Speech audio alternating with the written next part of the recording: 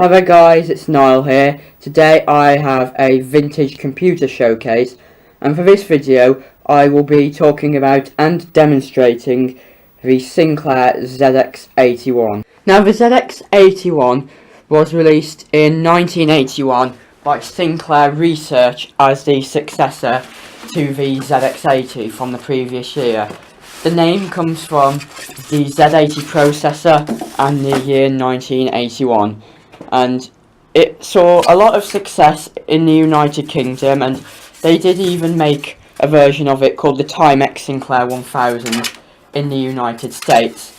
But it sold well because of its low selling point, and a unbuilt unit would cost you 50 quid and a pre-built unit would cost you 70 quid. And this was good back in the day because most home computers would cost you several hundred quid, but sadly it came with many drawbacks, such as having only 1K of RAM.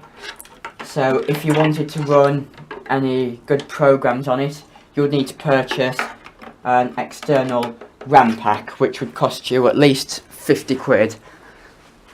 And these were known to suffer from a thing called RAM pack wobble, where basically if the computer wobbled, the connections were loose, so the RAM pack would fall out the back of the computer and cause it to crash, and doing that repeatedly would result in the connections being fried.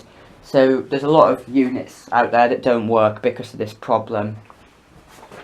But it also had no moving parts, so no on-off button.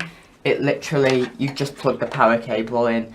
And that also meant that there was no keyboard. It had a membrane keyboard, which was incredibly hard to type on because you had to press down really hard. And although companies such as Memotech did make a proper keyboard for these, and other companies made keyboard overlays, they were still quite expensive. And it's quite well known for the fact that one of the retailers who sold these, WH Smiths, a UK company, would actually buy in a third more units than they actually needed because lots of people would be returning them because they were known to be so unreliable. And the RF output, because it had an RF modulator, was also known to be pretty crap on these, so you'll probably notice that my unit has had composite video added to it, as you can see. To boot the ZX81 up, you simply take the power cable and connect it to the jack marked 9V DC, which is the power supply, and then a K will appear on the screen.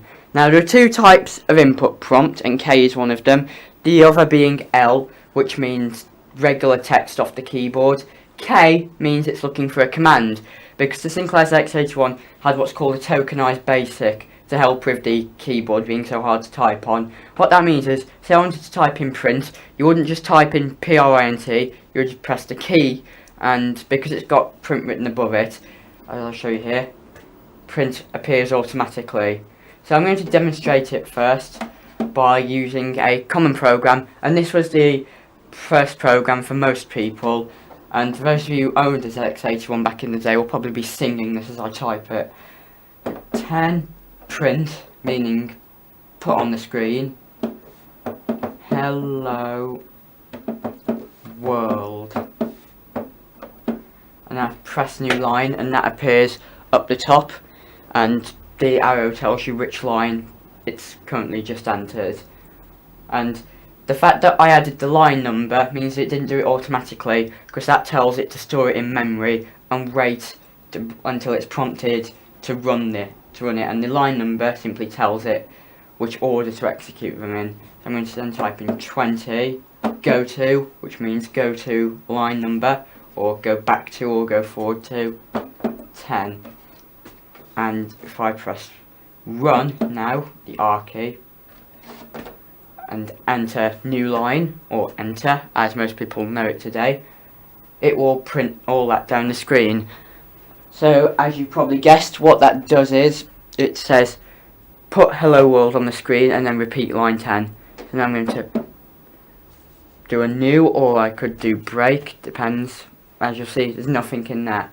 So it could be used for mathematical functions, such as print 2 plus 2, and I'm not thick, I do know what that is, but that's just one of the functions. And it came with the basic manual, which gave you detailed information on how to learn basic and write your own programs with the Sinclair ZX81, which was quite important.